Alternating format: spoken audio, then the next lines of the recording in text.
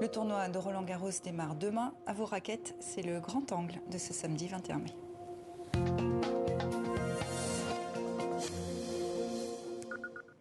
Les fans de tennis vont se régaler. Le tournoi de Roland-Garros démarre demain et tant chez les femmes que chez les hommes, les internationaux de France s'annoncent particulièrement savoureux cette année. À vos raquettes, donc, c'est notre grand angle avec vous, Christopher Claret. Bonsoir. Bonsoir. Vous êtes chroniqueur de tennis pour le quotidien américain New York Times. Vous consacrez cette biographie à Roger Federer aux éditions Flammarion qui vient de paraître en français. Merci d'être avec nous. Et depuis Roland-Garros, on retrouve Isabelle Musy, journaliste sportive. Vous couvrez le tournoi pour la télévision suisse, la RTS. Merci à vous aussi d'être avec nous. Alors, sacré à moitié de tableau, le tirage au sort a placé dans la même partie Rafael Nadal, 13 sacres à Roland, Novak Djokovic, numéro 1 mondial et tenant du titre, et Carlos Alcaraz, star montante, qui les a épinglés à Madrid tous les deux. Est-ce que, Christopher Claret, ce tournoi s'annonce explosif ? Ah oui, je trouve que c'est vraiment fascinant. C'est la première fois qu'on a un joueur de l'âge d'Alcaraz qui débarque avec cette attente depuis 2005. Il y avait un certain Espagnol qui s'appelait Rafael Nadal. Ah, vous faites le parallèle. Ans, exactement. Donc c'est formidable ça. Isabelle, dans les allées de Roland-Garros, l'impatience se fait sentir. Tout le monde a envie que ça commence ? Oui, absolument. Et effectivement, ça s'annonce très explosif, en tout cas dans le haut du tableau, et très ouvert aussi, très intéressant. C'est vrai que ça fait longtemps que ce n'était pas aussi palpitant. Alors, on va commencer par les femmes. Le circuit féminin, on le sait, est plus volatile. La Polonaise Iga Świątek, qui survole le classement, n'a pas été gâtée sur le tirage au sort. Isabelle, ce sera un parcours d'obstacles pour la numéro 1 mondiale ? Oui, effectivement, la Polonaise, la numéro 1 mondiale, Iga Świątek, mais en même temps, alors elle a certes un tableau difficile, en même temps là, elle sort sur 28 victoires de rang, elle a gagné 5 tournois cette saison, dont plusieurs Masters 1000 à Indian Wells et récemment à Rome. Donc je pense franchement qu'elle est quand même la grande favorite. Il faudra se méfier de Ons Jabeur, la Tunisienne, qui vient de remporter le tournoi de Madrid. Donc ce sera intéressant, mais effectivement les deux femmes ne pourraient se rencontrer qu'en finale. Et dans la partie de tableau d'Iga Świątek, il y a du bon monde également. Alors, est-ce que la Polonaise, c'est cette grande championne que le tournoi féminin attend depuis des années, Christopher ? C'est vraiment à confirmer. On ne sait jamais vraiment sous la pression d'un grand slam qu'est-ce qui va se passer. Il a un peu rempli un vide parce qu'il y avait le numéro 1 vraiment bien en place, Ashley Barty, qui a par surprise pris sa retraite au mois de février, juste après avoir gagné l'Open d'Australie. Mais c'est l'Australienne qui a pris sa retraite. Exactement. Elle avait été déjà en titre à Wimbledon et l'Open d'Australie. Elle était prête, selon beaucoup de nous, de dominer le sport avec son jeu varié et tout ça, et elle a pris sa retraite. On voit bien que chez les femmes, c'est très volatile, en fait. Il n'y a pas de stabilité, comment vous l'expliquez ? On n'a pas beaucoup vu la dominance chez les femmes depuis l'époque de Serena Williams, je dirais. Naomi Osaka, qui est très célèbre, a gagné 4 titres, tous sur dur, l'US Open, l'Open d'Australie, mais elle a un problème de résultats depuis pas mal de temps. Donc, il y a une vraie possibilité pour Iga, qui a un jeu dominant, qui est un grand athlète et qui, à mon avis, a la personnalité pour continuer à progresser. Elle est assez intelligente dans son approche au tennis. Donc, à mon avis, elle peut s'installer comme un dominant numéro 1, mais c'est à voir. Le temps nous le dira. On part chez les hommes maintenant. Rafael Nadal est, comme chez lui, sur la terre battue de Roland-Garros. 13 fois vainqueur. Il vient chercher son 22e succès en Grand Chelem. Seul inconnu au tableau. Sa blessure chronique au pied. La douleur est toujours là. La question sera son intensité, reconnaît Rafael Nadal. C'est un Rafael Nadal diminué. Carrie, vous étiez à Rome, vous l'avez vu ? Oui, c'était un peu triste à voir. Franchement, il était en train de dominer Denis Shapovalov dans son match, et puis à la fin du match, il avait du mal à marcher. Et on voyait les grimaces et les expressions chez Nadal que j'avais jamais vues sur un court de tennis. Donc je suis demi-surpris de le voir sur place. Mais Rafa, si le pied va bien, Roland-Garros, c'est vraiment un bain de jouvence pour lui, je crois. Isabelle, est-ce qu'à Roland-Garros, avec ses 13 titres, il fait figure de favori cette année ? Oui, alors peut-être moins grandissime favori que les années précédentes, parce qu'effectivement, il y a cet inconnu autour de son pied. Mais bon, on est allé le voir à l'entraînement hier. Ça avait l'air de bien se passer. Il tapait bien. Il avait l'air en tout cas serein. Et également en conférence de presse et lors des interviews hier, il était souriant. Donc on sait sa capacité de résilience et il est capable de résister à la douleur. Rafael Nadal, c'est sa force. Donc je pense qu'il faudra compter quand même avec lui, même si certains ici disent que Novak Djokovic est peut-être quand même un petit peu plus favori, puisque en plus il vient de se rassurer en remportant Rome. Il arrive aussi ici avec confiance. Puis comme vous le disiez, de toute façon il y aura aussi ce jeune Alcaraz dont il faudra se méfier. Il est impressionnant lui aussi à l'entraînement ce matin. Il était tellement on va y venir à l'un et à l'autre. Il est assez incroyable. On va y venir à l'un et à l'autre. Rappelons que Rafael Nadal souffre de ce syndrome Müller-Weiss, qui est une douleur qui se déclenche de temps en temps. Mais donc, Isabelle, vous le disiez, le tenant du titre, c'est Novak Djokovic. Le Serbe a connu un début de saison alambiqué à cause du Covid et de sa volonté de ne pas se faire vacciner. On l'a vu à Rome récemment. Isabelle, est-ce que vous l'avez croisé déjà à Roland-Garros? Il est dans quelle forme?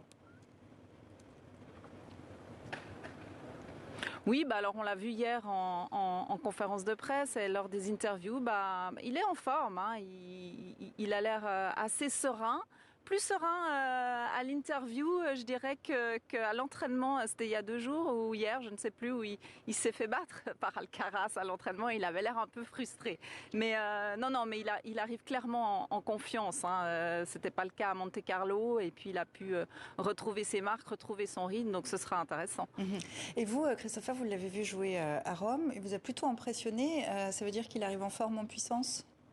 Vraiment, oui, je trouve le niveau monte rapidement. Il n'y avait pas Alcaraz à Rome et il n'y avait pas le meilleur Nadal. Mais Novak, il était bien dans ses déplacements, très précis, servant très très bien sous pression et on sentait dans le langage de corps et tout le jeu que ça se met en place très très bien. Et il ne faut pas oublier qu'il avait raté dans une situation extrême l'Open d'Australie au début de l'année.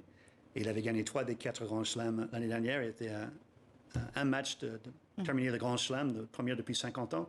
Donc lui, il a le niveau. Quand ça remonte très haut. Et peut-être avec Rafael Nadal, dès l'écart, on verra bien si c'est une finale avant l'heure. Mais on va parler, parce que je vous sens les deux très très impatients de parler de lui. On attend aussi évidemment la nouvelle sensation du tennis mondial, l'Espagnol Carlos Alcaraz. À seulement 19 ans, il fait partie des favoris. Il vient de gagner le Masters 1000 de Madrid en s'imposant contre Rafael Nadal, Novak Djokovic et Alexander Zverev en finale. Est-ce que vous le voyez gagner ?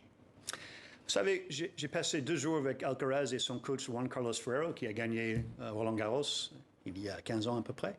Et j'étais très impressionné par leur façon de travailler, très impressionné par le système mis en place pour lui. Et c'est vrai qu'il n'a pas de faille dans son jeu.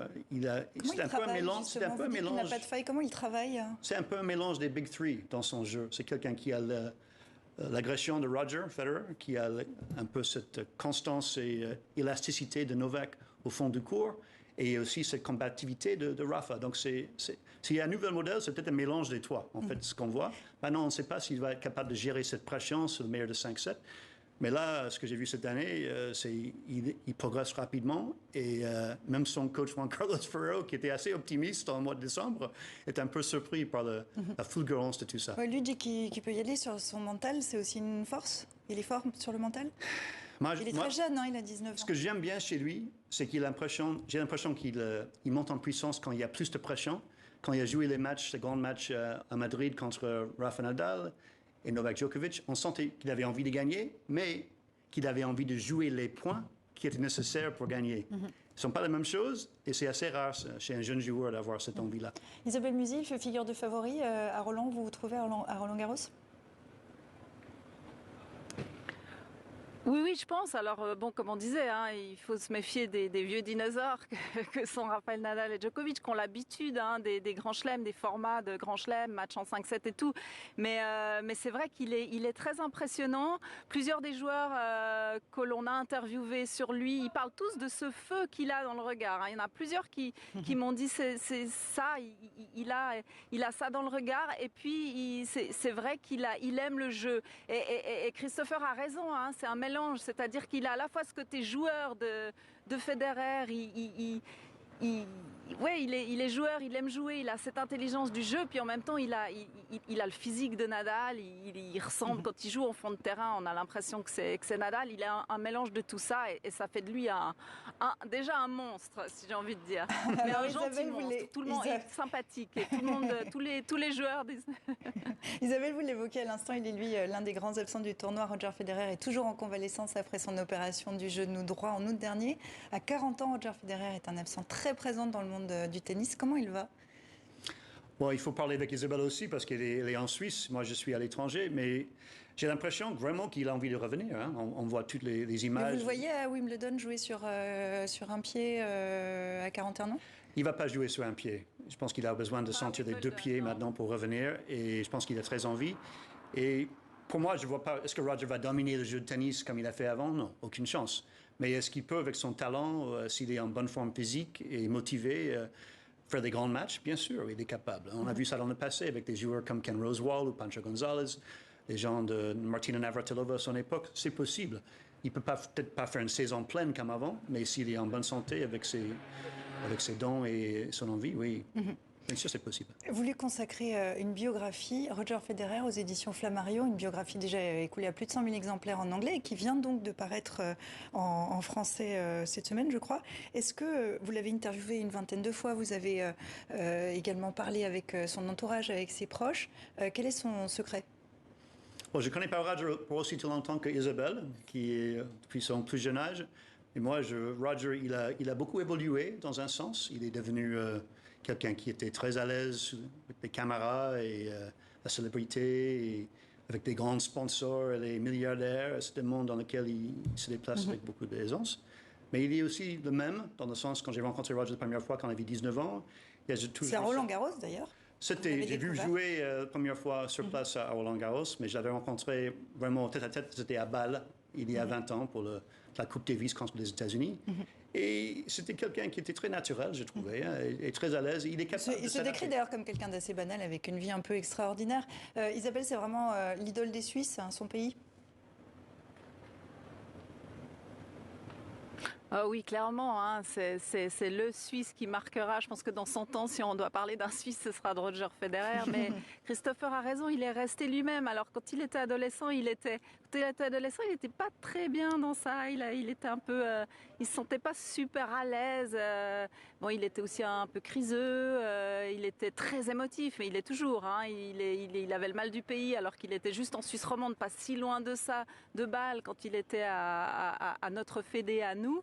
Mais il se trouvait pas beau, il avait peur des filles, enfin voilà, et il a vraiment évolué, il est super à l'aise maintenant, et c'est quelqu'un qui est resté simple, et c'est quelqu'un qui est resté très attentif aux gens, et ça c'est vraiment une grande qualité. Voilà, c'est ce qu'on rappelle. Il est une star mondiale, mais c'est quelqu'un de très simple qui s'intéresse aux gens. Et c'est ce qui revient très régulièrement dans votre livre aussi. D'un mot vraiment très rapide pour conclure, est-ce qu'il vous manque, Roger Federer? Est-ce qu'il manque au tennis et au sport? Bien sûr, oui, avec son élégance naturelle et son élégance aussi avec tous les secteurs du tennis et du sport. Il est bien dans tous ces micro-mondes-là. Donc on verra à Wimbledon s'il revient. Exactement. On verra à Wimbledon. Merci beaucoup Isabelle Musy d'avoir été avec nous depuis Roland-Garros, et merci à vous Christopher Claré pour toutes ces petites anecdotes sur Roger Federer. Il y a évidemment votre biographie. À très bientôt.